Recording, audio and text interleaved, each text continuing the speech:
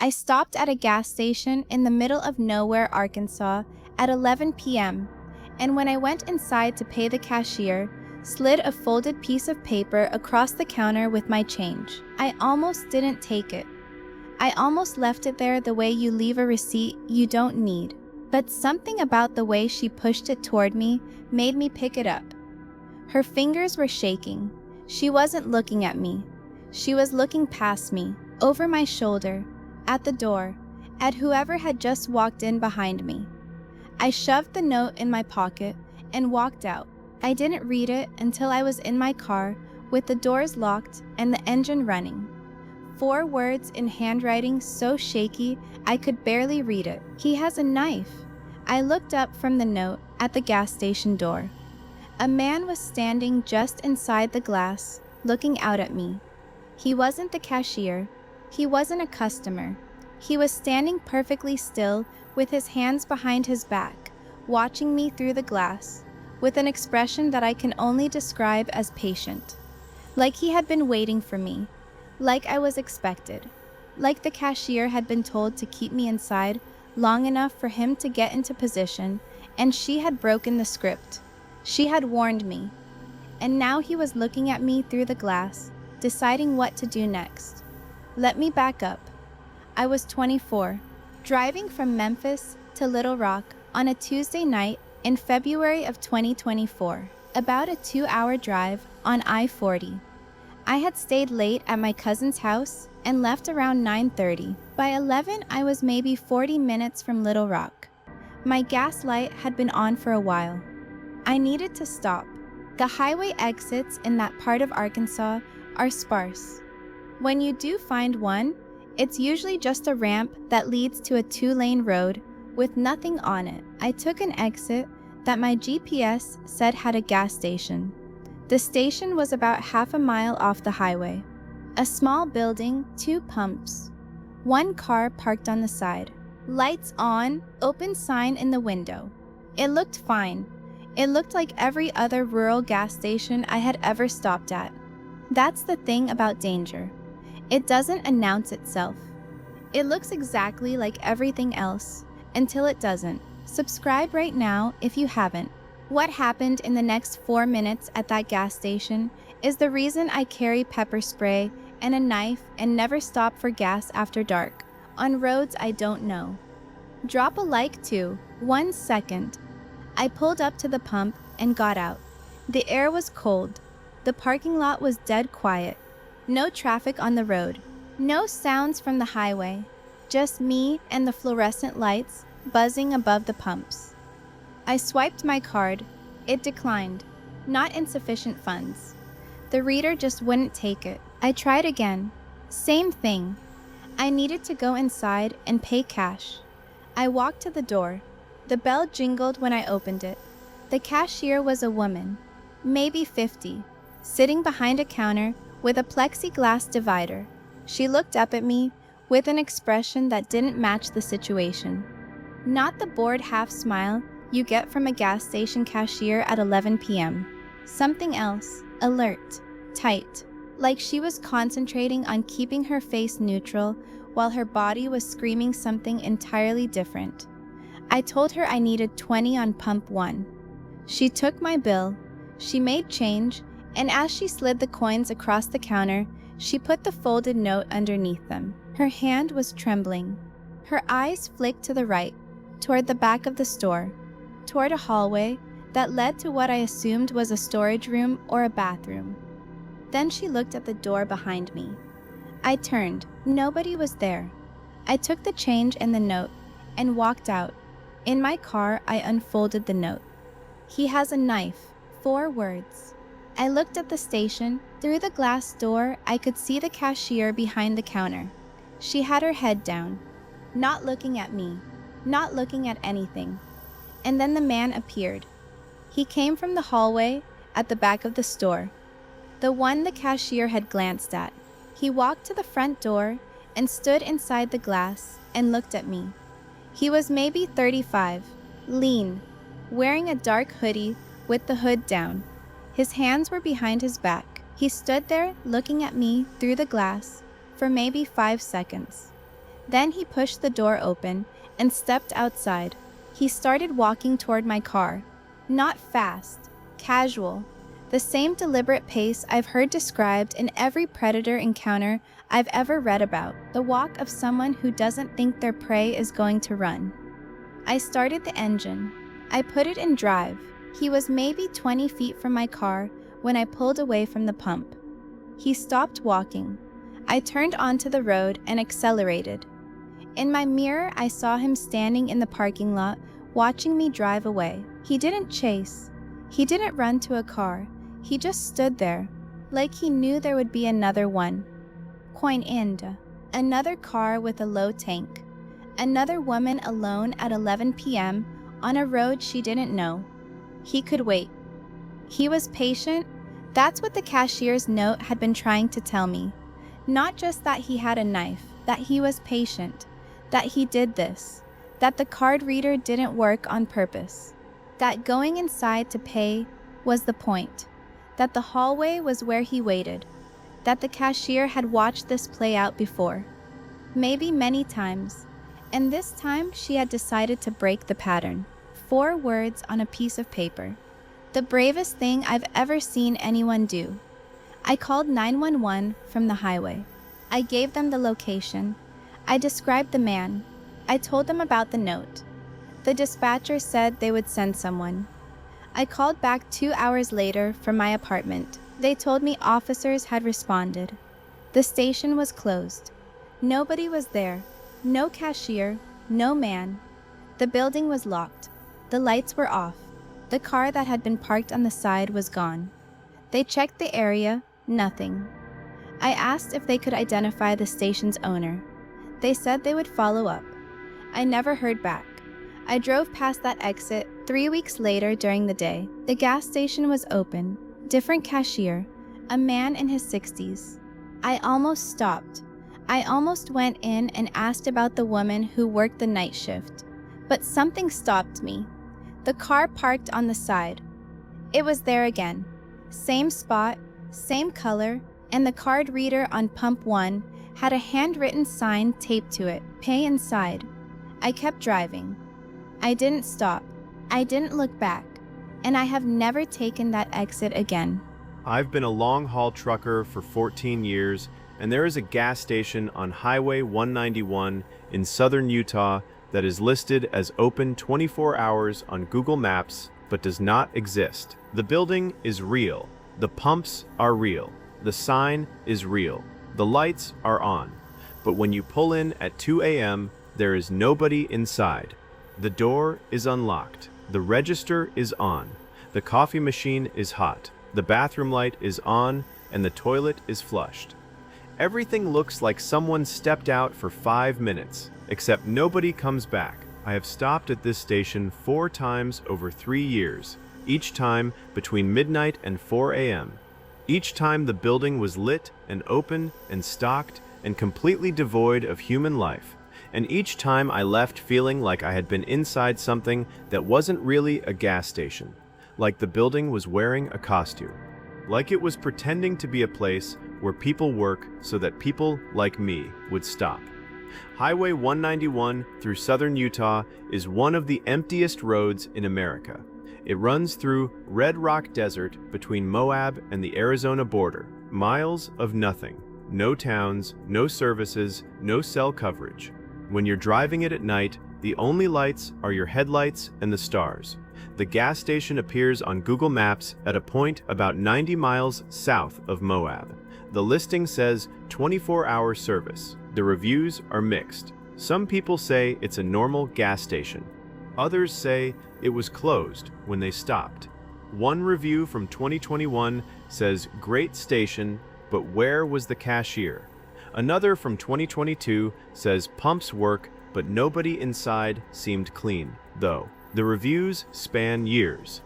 The station appears and disappears from people's experiences like it exists on a schedule that doesn't match normal business hours.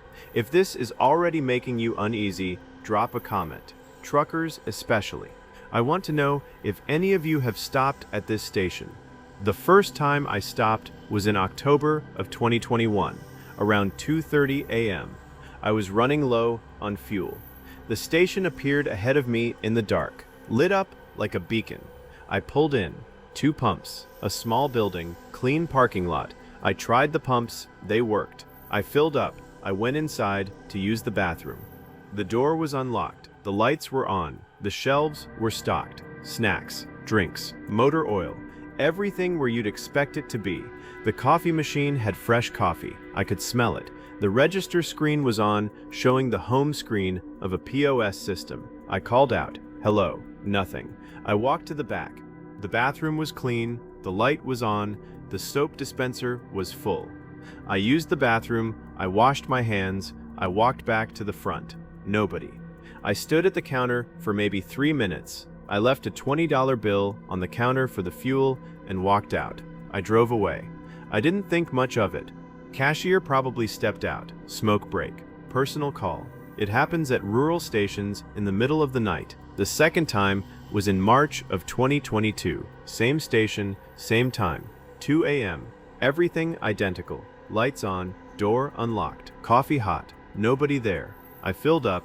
I went inside. I called out. Nothing. I left money on the counter. This time, I noticed something I had missed before. The $20 bill I had left 5 months earlier was still on the counter, in the exact same position, same bill. I could see the fold I had made. It hadn't been moved. Nobody had picked it up. For 5 months, a $20 bill sat on a counter in an unlocked gas station, and nobody had touched it. I left another 20 next to it. I drove away. The third time was August of 2022. Both bills were still there. I stopped leaving money after that. The fourth time was in January of 2023. I pulled in around 3 a.m. Same lights, same pumps, same open door. But this time, something was different. The coffee machine was off. First time in 4 visits. The pot was empty, cold, dry, like it hadn't been used in weeks. The lights were dimmer, not all of them, just the ones in the back of the store near the hallway to the bathroom. The hallway was darker than I remembered. I walked toward it. The bathroom door was closed. I reached for the handle. Then I heard something, not from the bathroom, from the ceiling. A sound directly above me, weight shifting, the creak of someone moving on a surface directly over my head. The building had a flat roof, the kind with a small crawl space between the ceiling tiles and the roof membrane. Someone or something was in the crawl space above the store. I froze. The creaking moved from above the hallway toward the front of the store, toward the door. Like whatever was up there was repositioning itself between me and the exit. I walked to the front of the store quickly. I looked up at the ceiling tiles. They were all in place. None displaced, none moved, but I could hear it, settling. Weight above me, resting, waiting.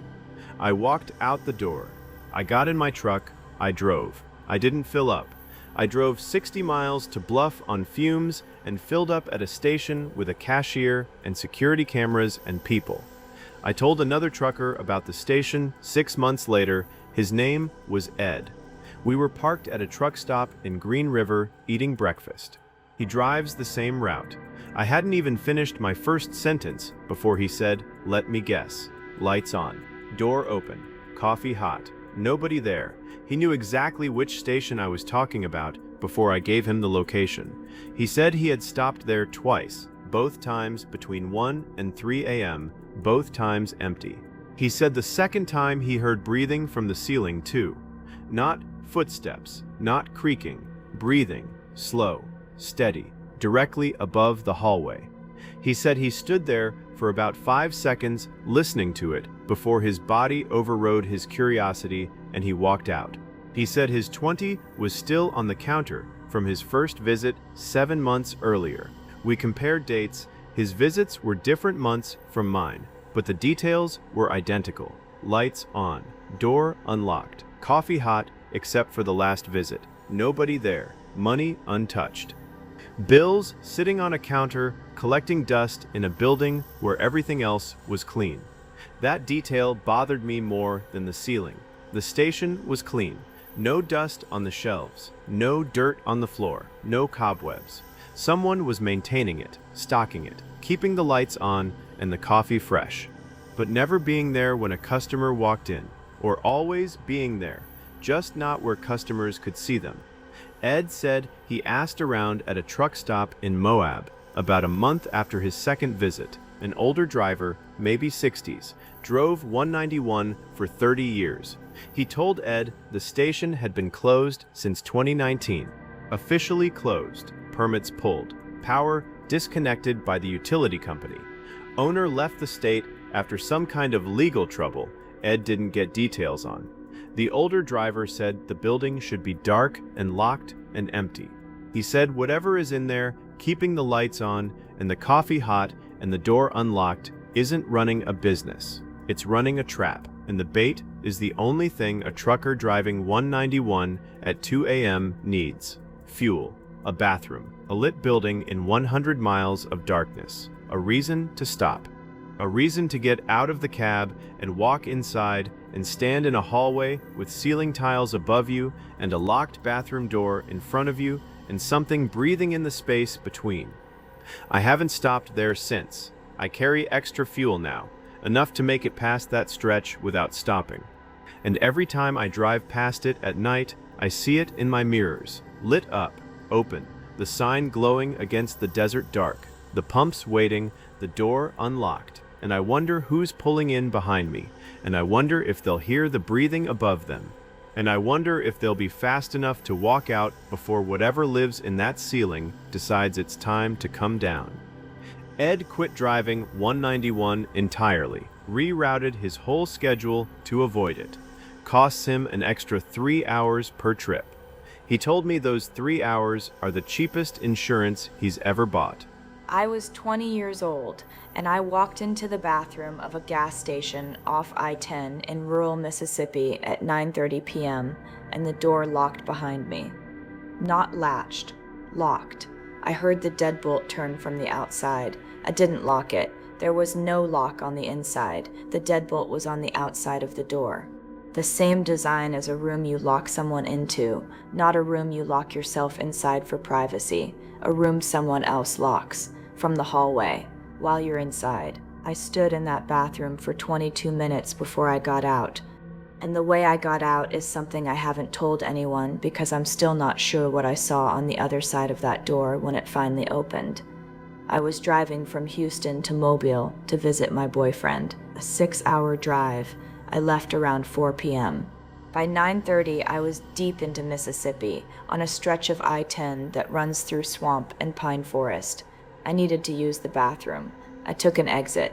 The gas station was small. 1 building, 2 pumps. The parking lot had 1 other car, an old pickup. The building looked operational. Lights on, open sign. I went inside. A man was behind the counter, 50s, overweight, sitting on a stool watching a small TV. He looked at me when I walked in and didn't say anything. I asked where the bathroom was. He pointed down a short hallway. He didn't smile. He didn't speak. He pointed. The hallway was narrow, concrete floor. 1 fluorescent tube on the ceiling that flickered. The bathroom was the last door on the left. I pushed it open. Standard gas station bathroom. Toilet, sink, mirror, tile floor. A small window near the ceiling that was painted shut. I closed the door behind me. The moment it clicked shut, I heard the deadbolt. A heavy metallic slide, coming from the outside of the door. I grabbed the handle, pulled. The door didn't move. I pulled harder. Nothing. I was locked in. I banged on the door. I yelled, "Hey, open the door. Hey," nothing. I pressed my ear to the door. I could hear footsteps in the hallway, slow. Walking away from the bathroom, back toward the front of the store. Then nothing. Silence. I was locked in a bathroom in a gas station in rural Mississippi at 9:30 at night, and the man who locked me in had walked away. I pulled out my phone. 1 bar of service. Barely enough. I called 911. The call connected, but the audio was breaking up. I told the dispatcher I was locked in a bathroom at a gas station. I gave the exit number. I don't know how much she heard. The call dropped after about 30 seconds. I tried again. No service. The single bar was gone. I was shaking. The fluorescent light was flickering. The bathroom was small, maybe 5 by 6. The walls felt like they were getting closer. I looked at the window near the ceiling, painted shut. I looked at the door, solid wood, no gap at the bottom. The deadbolt was heavy duty. I wasn't kicking through it. I had nothing to pry with. I was trapped. I forced myself to think. I looked around the bathroom for anything I could use. Under the sink there was a metal pipe, the P-trap. It was old, corroded. I grabbed it and twisted. It came loose. Dirty water spilled on the floor. I held the pipe. It was about 14 inches long, heavy. I went to the window. I swung the pipe at the glass. It cracked. I swung again. It shattered. The opening was small, maybe 18 inches wide and 12 inches tall. I knocked the remaining glass out of the frame with the pipe. I pulled myself up. My arms were burning. I squeezed through the window. My shirt tore on a piece of glass still in the frame. I felt it cut my side, but I didn't stop. I dropped onto the ground outside, dirt and gravel. The back of the gas station. I was behind the building. I could see the tree line about 30 feet away. I could see the glow of the parking lot lights around the corner of the building. I ran, not to the front. I ran wide, around the building at a distance. I could see my car at the pump. I could see the front door of the station, and I could see the man. He was standing in the doorway, not inside. In the doorway, looking at the hallway, at the bathroom door, like he was waiting for something, like he was building up to something. Like the lock was step 1, and whatever came next was step 2, and he was standing there in the doorway of his gas station, psyching himself up to walk down that hallway and do it. I sprinted to my car. I got in. I started the engine. The man heard it. He turned. He looked at me through the glass. His expression didn't change. It didn't become angry or panicked or surprised. It stayed flat, empty, like a face that had stopped working properly a long time ago. I pulled out of the parking lot and onto the road, and I drove 90 miles an hour until I hit the next town. I found a Walmart parking lot with lights and people, and I parked, and I sat there, and I cried for 20 minutes. Then I called the police again. This time the call went through. I told them everything. They sent a unit to the gas station. The officer called me back an hour later. He said the station was closed when they arrived. Lights off, door locked, nobody inside. He said they checked the bathroom. The window was broken. Glass on the ground outside, my blood on the frame. The deadbolt on the outside of the bathroom door was there, exactly where I described it. He said the station's business license had expired 2 years ago. The pumps were disconnected. The building was supposed to be vacant. He said somebody had been operating it illegally. No cameras, no permits, no records. He asked me to describe the man. I did. He said nobody matching that description was known to them. He said they would investigate. I never heard back. I drove past that exit 6 months later during the day. The gas station was dark. The sign was off. The pumps had bags over the handles. The building looked abandoned. But the open sign was still in the window, unlit, and as I drove past at 75 miles an hour, I looked at the front door, and I swear it was cracked open.